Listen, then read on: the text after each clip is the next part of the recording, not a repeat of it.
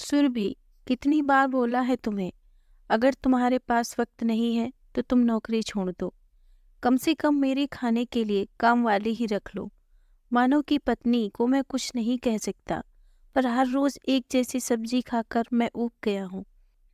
तुम जानती हो मैं बाहर का खाना नहीं खा सकता, वरना मुझे पैसों की कोई कमी नहीं है। विजय झिल्लाते हुए अपनी पत्नी सुरभि से कहता है। सुरभि बोली, थक तो मैं भी गई हूँ, पर क्या बोलूं, जबकि राशन सब्जी सबके लिए पैसे मैं मम्मी जी को हर महीने देती हूँ।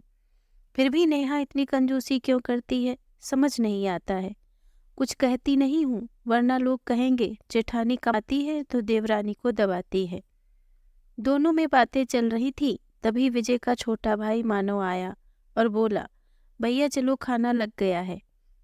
विजय बोला, तुम खाना खा लो, मेरा खाने का कोई मूड नहीं है। सुरभि बोली, देवर जी खाने में कुछ अलग हो तो घर का खाएं, वरना एक ही जैसा खाना दिन रात खाएं तो क्या घर और क्या बाहर। मानव बोला, क्या बात है, आखिर क्या हुआ। सुरभि और विजय ने पूरी बात बताई तो मानव ने नेहा को आवाज लगाई। नेहा मुस्कुराती हुई आई और बोली, अरे आप भी यहीं बैठ गए, बच्चे खाने पर इंतजार कर रहे हैं, क्या हुआ। मानव बोला, नेहा देखो भैया और भाभी को भी वही शिकायत है जो मुझे है। रोज एक जैसा खाना खाकर ये भी परेशान हो गए हैं।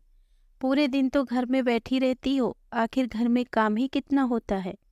अरे कम से कम यूट्यूब से ही देखकर कुछ नया बना लो। नेहा हैरानी से मानव को देखी और बोली, दूसरों से तो नहीं, पर आपसे इतनी उम्मीद कर सकती हूँ कि आप मेरी परेशानी भी समझें। जहाँ तक बात खाने की है तो यही सवाल आप अपनी माताजी से क्यों नहीं पूछते हैं। रोज रोज अगर पुरानी सब्जी आए तो मैं क्या नया बनाऊंगी। विजय बोला, देखा सुरभि, इसीलिए मैं बोला था तुम एक खाना बनाने वाली रख लो, मुझे घर में लड़ाई झगड़ा नहीं चाहिए। नेहा बोली, भैया मुझे आपसे कोई शिकायत नहीं, शिकायत तो अपने पति से है। अगर मैं नौकरी नहीं करती इसका मतलब क्या इस घर में मेरी कोई इज्जत नहीं।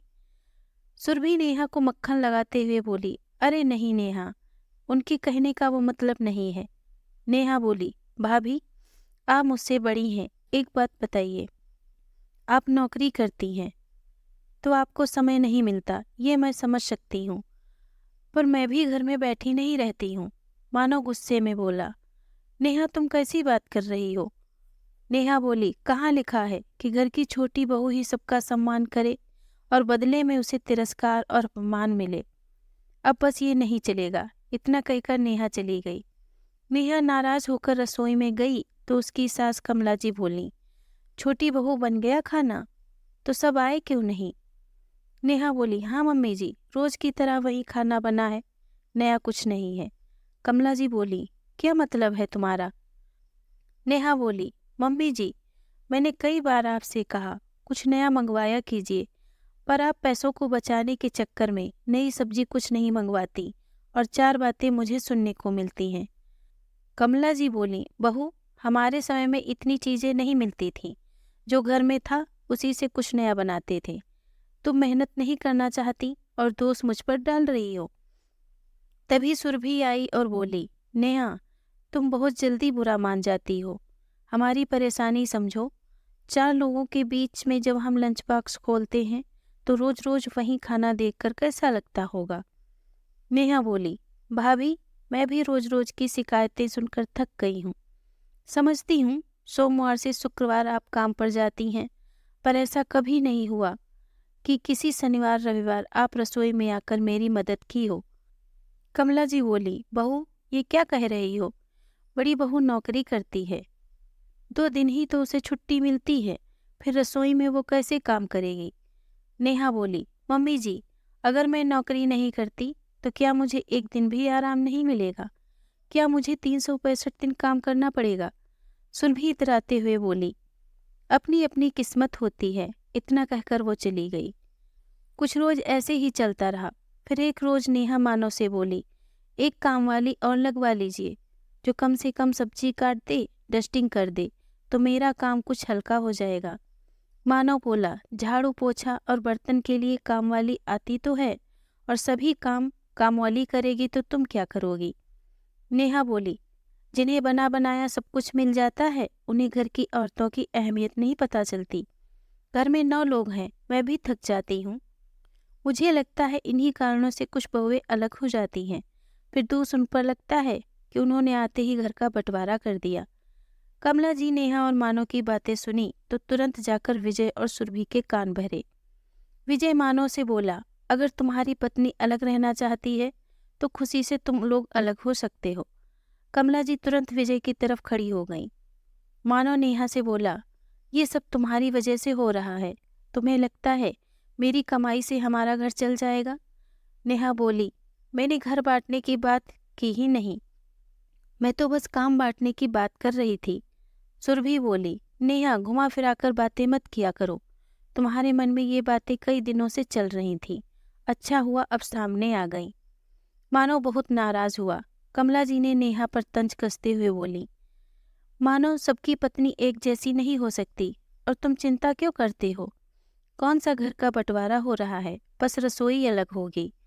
सुरभि बोली, हाँ, रोज रोज की परेशानी से अच्छा है पैसे खर्च करके सब काम हो जाते हैं। इतना कहकर सब अपने अपने कमरे में चले गए। नेहा मानव से बोली, आप मुझ पर नाराज हो रहे हैं, पर कभी भी मेरी तकलीफ आप नहीं देखते। सुबह से शाम तक मैं लगी रहती हूँ, उनके बच्चे और अपने बच्चों में कभी फर्क नहीं किया, फिर भी 4 बातें मुझे ही सुनने को क्यों मिलती हैं? मानव बोला, नेहा मैं समझता हूँ, पर मेरी इतनी कमाई नहीं कि मैं पूरे घर को चला सकूं। अब ये सब कैसे होगा? नेहा बोली, सब हो जाएगा, और देखिएगा कुछ ही दिनों में रसोई भी एक हो जाएगी। इतना कहकर वह चली गई। 1 हफ्ते में रसोई अलग हो गई। नेहा किफ़ायत से अपनी रसोई चलाती थी। घर के बगल में बगीचा था, उसमें वो पालक, धनिया और मेथी कुछ न कुछ लगाती थी। ताज़ी सब्जी भी मिल जाती थी। खाली वक्त में वो पापड़ बनाती और दुकान वाले को दे देती थी, तो उसकी कमाई भी होने लगी। सुरभि ने घर के काम और खाना बनाने के लिए कामवाली रखी। वो तेल मसाले में जला भुना खाना बनाकर चली जाती थी। बच्चे खाने से इनकार करते और नेहा के पास चले जाते। नेहा उन्हें बड़े प्यार से खाना खिलाती थी। एक रोज विजय दफ्तर से लौटा और सुरभि पर चिल्लाया, एक दिन भी ढंग का खाना नहीं दे पाती हो, इस तरह तो मैं बीमार हो जाऊंगा। इस महीने कितना खर्चा हो चुका है, तुमने जोड़ा है? इससे अच्छा तो हम एक साथ रहते थे, कम से कम ढंग का खाना तो मिलता था। सही कहती थी नेहा, उसकी कोई गलती नहीं थी। अब तुम लोग सहयोग नहीं करते थे तो वो अकेली क्या करती? एक रोज कमला जी सुरभि से बोली, बहू 2 दिन की छुट्टी मिलती है, कम से कम 2 दिन तो खाना खुद बनाओ। सुरभि बोली, मम्मी जी आप भी तो खाली बैठी रहती हैं, क्यों नहीं खाना बना लेती हैं? आपके पैसे बचाने के कारण ये सब हुआ। बेकार में उससे रिश्ते खराब की, ना इधर के रहे ना उधर के। सुरभि की बच्चे नेहा के घर से आए और बोले, मम्मी आज आंटी ने बहुत अच्छा पालक पराठा बनाया, आप खाती तो उंगलियां चाटती रह जाती। सुरभि के मुंह में पानी आ गया। अगले दिन वो विजय से बोली, गलती हमारी है, हमने नेहा की मदद नहीं की और आज हमें इतनी दिक्कत हो रही है। इतना कुछ करने के बाद दिक्कत तो वहीं की वहीं रह गई और परिवार भी बिखर गया। मैं बड़ी हुई तो क्या हुआ, आखिर वो भी मेरी देवरानी है, उसे भी उतना ही सम्मान और अधिकार मिलना चाहिए। मैं उससे माफ़ी मांग लूँगी। कमला जी आई और बोली, बड़ी बहू ये क्या कह रही हो तुम, क्यों माफ़ी मांगोगी?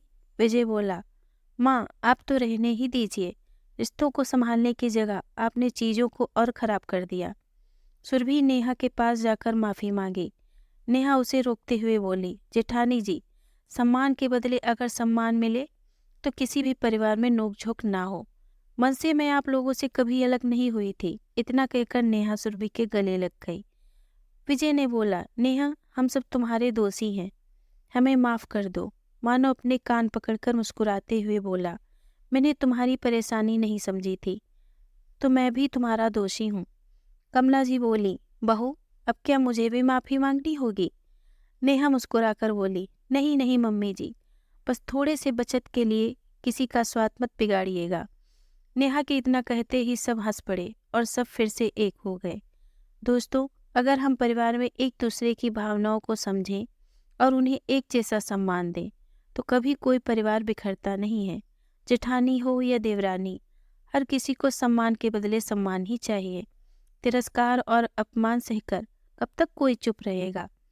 आपको ये रचना कैसी लगी? अपने अनुभव और विचार कमेंट द्वारा मेरे साथ साझा करें। कहानी को मनोरंजन एवं सीख समझकर पढ़ें और इसे शेयर करें ताकि लोगों की मानसिकता बदले। बहुत बहुत आभार। दोस्तों, अगर हमारी कहानी आपको पसंद आई हो तो प्लीज़ मेरे चैनल को लाइक और सब्सक्राइब करें। धन्यवाद।